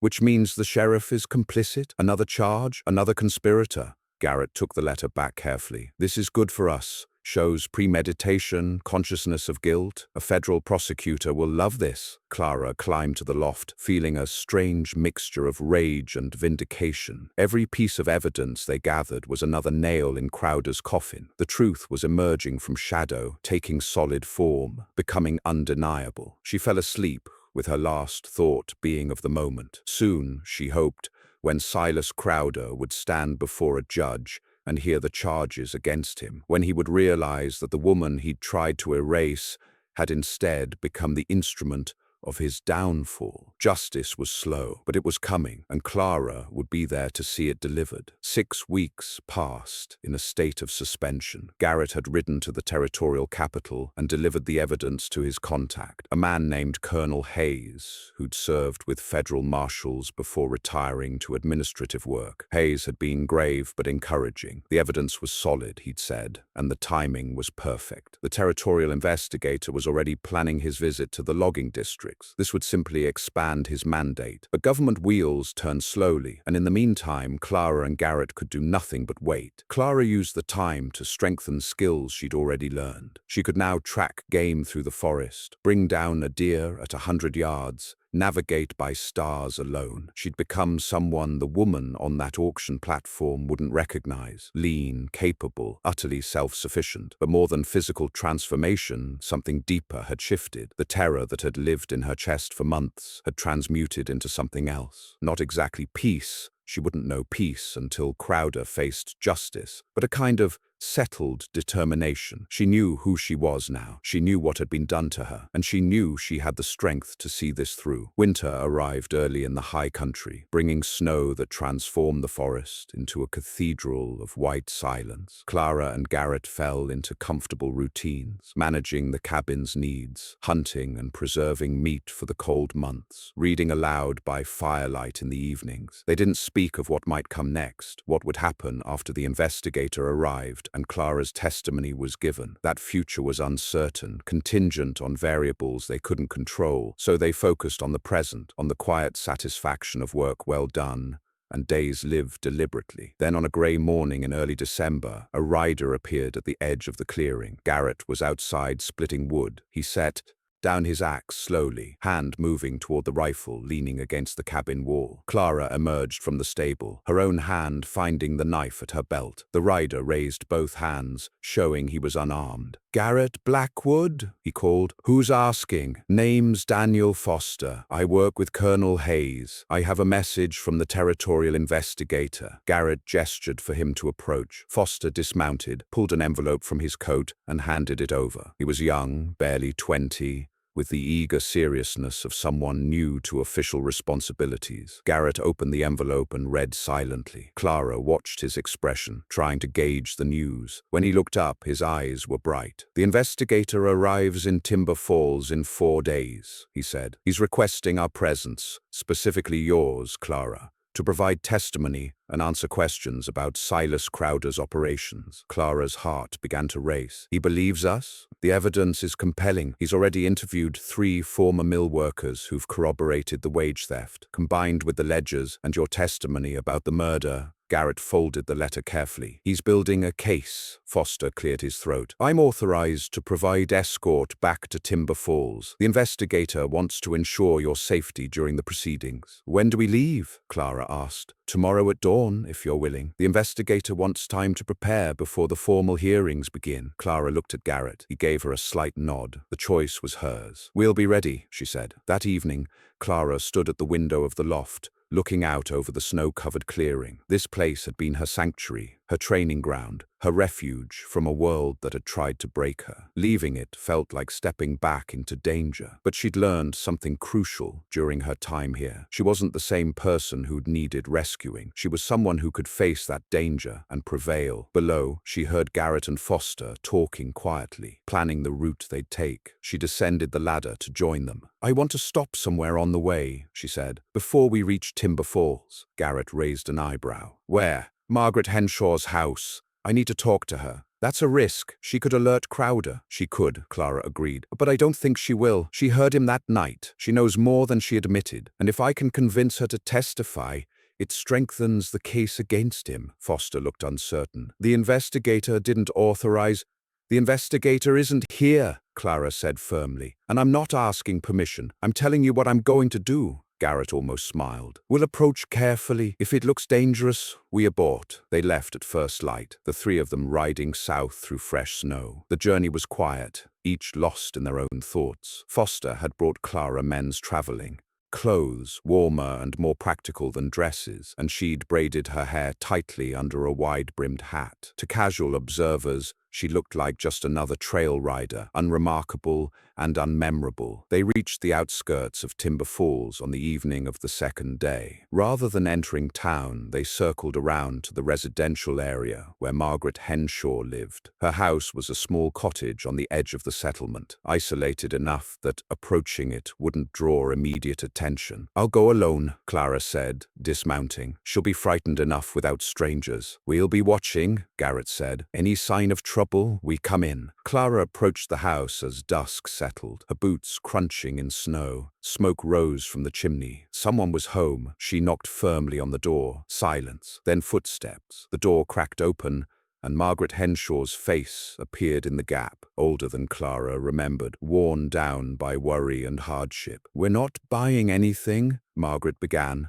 then stopped. Her eyes widened. "Clara?" "Hello, Margaret. But they said you were gone, that you'd been sold to some trapper and disappeared into the mountains." "I did, and now I'm back." Clara kept her voice calm, non-threatening. "May I come in? I need to talk to you." Margaret's hand trembled on the door. "I can't. If Crowder finds out, Crowder's days of frightening people are ending. Please, Margaret, 5 minutes. That's all I ask." After a long hesitation, Margaret opened the door wider. Clara entered quickly, scanning the interior. The house was tidy but spare, showing signs of financial strain. Margaret's husband sat in a chair by the fire, his bandaged hand resting in his lap. He looked up at Clara with dull, defeated eyes. "You shouldn't be here," he said. "It's not safe." "I know what happened that night," Clara said, addressing them both. "I know Silas Crowder killed Robert. I know you heard him, Margaret. You heard his voice in my house before you saw me standing there." Margaret's face crumpled. "I don't know what you're talking about." "Yes, you do, and I understand why you stayed silent. You were afraid. You still are. But things have changed." Clara pulled papers from inside her coat, copies of the ledger entries, the letter to Sheriff Tate. "A territorial investigator is arriving tomorrow. He has evidence of Crowder's embezzlement, his fraud, his corruption. He's building a federal case. Your testimony about what you heard that night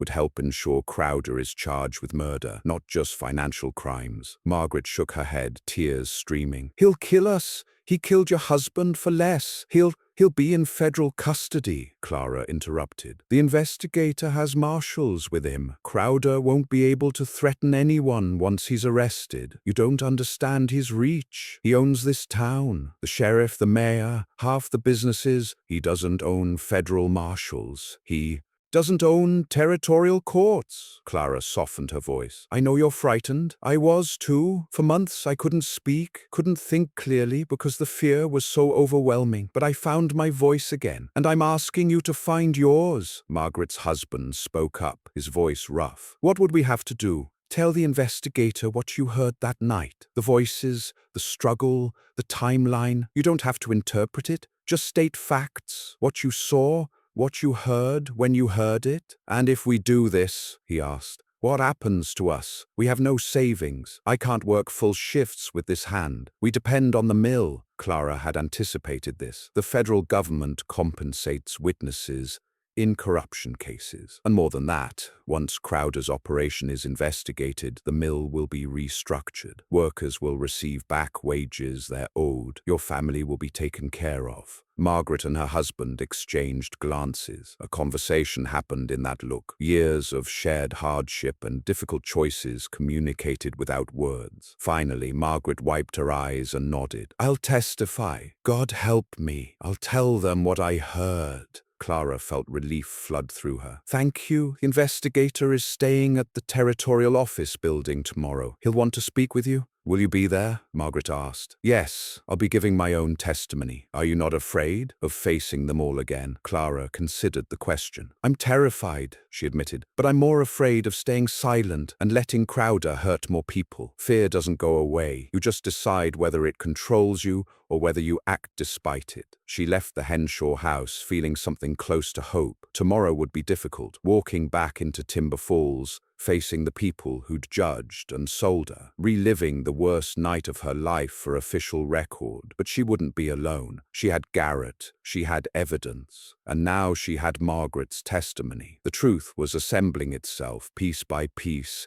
into something undeniable. The next morning, Clara, Garrett, and Foster rode into Timber Falls openly. No disguises this time. Clara wore clean, simple clothing, not fancy but respectable. Her hair was brushed and pinned properly. She sat straight in the saddle, meeting the eyes of people who stared as they passed. She saw recognition dawn on faces, heard whispers follow in their wake. The mad woman returned, the murderess who'd escaped justice. Let them whisper. By evening, they'd know the truth. The territorial office building was a sturdy brick structure at the center of town, one of the few buildings that represented authority beyond Crowder's influence. Outside it, 2 federal marshals stood guard, their presence alone a statement that something significant was happening. Inside, they were met by a man in his 50s with steel gray hair and sharp, intelligent eyes. "Mrs. Davenport, I'm Investigator William Marsh. Thank you for coming." "It's just Clara now," she said. "Or Miss Mercer,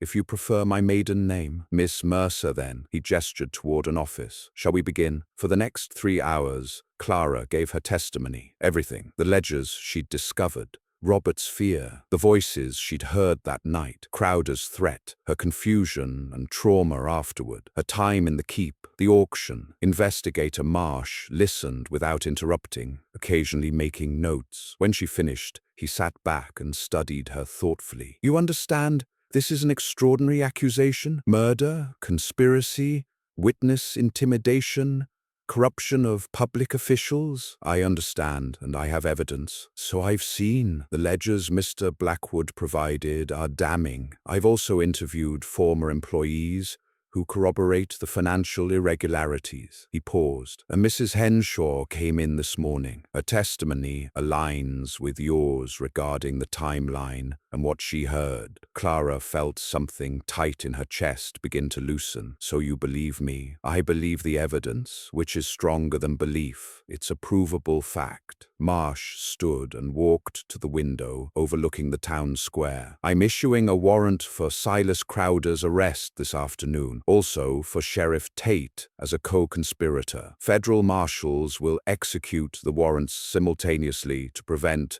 either from warning the other. And then we have a trial, a real one in territorial court, with a judge who isn't on Crowder's payroll and a jury drawn from multiple counties, not just Timber Falls." He turned back to her. "I won't lie. It will be difficult. Crowder has resources. He'll hire expensive lawyers. He'll try to discredit you, claim you're unstable, unreliable. Are you prepared for that?" Clara thought of everything she'd endured, everything she'd survived. "I'm prepared." "Good, 'cause justice isn't just about evidence. It's about having the courage to stand up and demand it, even when the system seems designed to deny it to you." The arrests happened at 4 o'clock that afternoon. Clara watched from the window of the territorial office as federal marshals approached the mill. She didn't see Crowder's face when they took him into custody, but she saw him being led out in shackles, his expensive suit looking suddenly shabby against the rough efficiency of the marshals. Sheriff Tate was arrested at the jail, which would have been almost funny if it weren't so tragic. The deputy who'd questioned Garrett weeks ago watched his boss being handcuffed with an expression of shock and betrayal. By evening, both men were in federal custody, awaiting transport to the territorial capital where they'd be held pending trial. Clara stood on the steps of the territorial office as word spread through town. She watched people emerge from their houses, gathering in confused clusters, trying to understand what had happened. Some looked relieved, others angry, many simply bewildered. Dr. Edwin Marsh, no relation to the investigator, approached her hesitantly. "Clara, I owe you an apology. I declared you unfit without properly investigating. I failed you." Clara looked at him, this man who'd had the power to help her, and instead had condemned her with his diagnosis. She wanted to be angry, part of her was, but mostly she was just tired. "You failed Robert too," she said quietly, "and all the people Crowder hurt because no one questioned the convenient narrative. But you can do better now. You can make sure the next time someone vulnerable needs help, you actually investigate before rendering judgment." He nodded, looking older than she remembered. "I will, I promise you that." Over the following days, more truth emerged. Workers came forward with their own stories of wage theft and intimidation. Women spoke of harassment they'd endured in silence. Men whose injuries had been deemed their own fault and used to justify firing them without compensation. A pattern revealed itself. Silas Crowder had built his empire not through honest work, but through systematic exploitation of people who had no recourse, no voice, no protection. Until now. The trial took place 3 months later in the territorial capital. Clara traveled there with Garrett, staying in a modest hotel near the courthouse. Each day she sat in the gallery, watching as prosecutors laid out the case methodically, piece by piece. The ledgers were entered as evidence. Margaret Henshaw testified about what she'd heard. Workers described the fraud they'd suffered. Dr. Marsh admitted his failure to properly examine Clara's mental state or investigate the circumstances of Robert's death. Crowder's lawyers fought hard, trying to paint Clara as an unreliable witness, a woman scorned seeking revenge. But the financial evidence was irrefutable, and Margaret's testimony about hearing Crowder's voice that night placed him at the scene. On the 8th day of testimony, something unexpected happened. One of Crowder's own supervisors, a man named James Cooper, took the stand for the prosecution. He'd been offered immunity in exchange for testimony. "Mr. Crowder told me what happened the night Robert Davenport died," Cooper said, his voice shaking. He said Davenport's wife had seen too much, that Davenport was too weak to control her, that he had to handle it himself. He said he'd taken care of it and framed her for the murder. He laughed about it. The courtroom erupted. The judge called for order. Crowder's lawyers scrambled for a recess, but it was over. Everyone in that room knew it. The jury deliberated for less than 6 hours. Guilty on all counts: murder, embezzlement, witness tampering, conspiracy,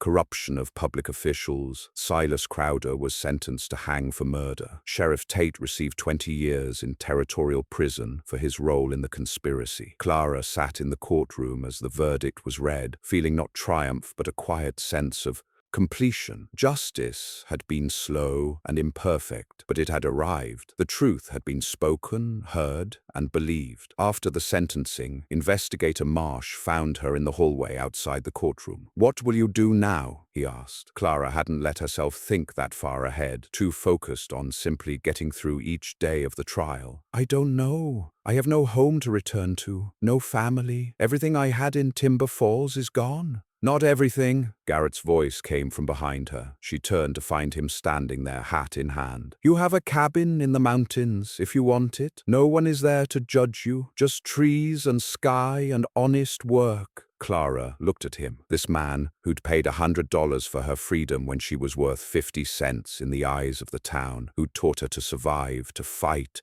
to reclaim herself, who'd risked everything to help her find justice. "Is that an invitation?" she asked. "It's an offer of partnership. The cabin's big enough for 2. The work's easier with help, and..." He paused, something vulnerable showing in his expression. "I've gotten used to having someone to read Thoreau with in the evenings." Clara felt tears prick her eyes, but they were different from the tears she'd shed in the keep. These were tears of relief, of gratitude, of hope cautiously rekindling. "I'd like that," she said. They left the territorial capital the next morning, riding north toward the mountains. As Timber Falls fell away behind them, Clara didn't look back. That chapter of her life was closed, not forgotten, but no longer defining her. She was no longer the woman sold for 50 cents as a mad woman. She was no longer the victim of Silas Crowder's cruelty. She was Clara Mercer, survivor and seeker of justice, riding toward a future she would build with her own hands. The cabin welcomed them like an old friend, smoke rising from the chimney Garrett had asked a neighbor to tend while they were gone. The chickens clucked their greetings. The horses whinnied, happy to be home. That evening, as snow began to fall softly outside, Clara and Garrett sat by the fire. He read aloud from Walden while she mended a shirt, the domestic peace of the moment feeling earned rather than given. "I went to the woods because I wished to live deliberately," Garrett read, his voice warm in the quiet cabin. Clara listened and thought about how true those words had become for her. She'd been forced into the woods, but she'd chosen to stay, chosen to learn, chosen to fight, chosen to reclaim not just her name but her very self. Outside, the forest stood eternal and indifferent, neither cruel nor kind, just present. It had sheltered her, tested her,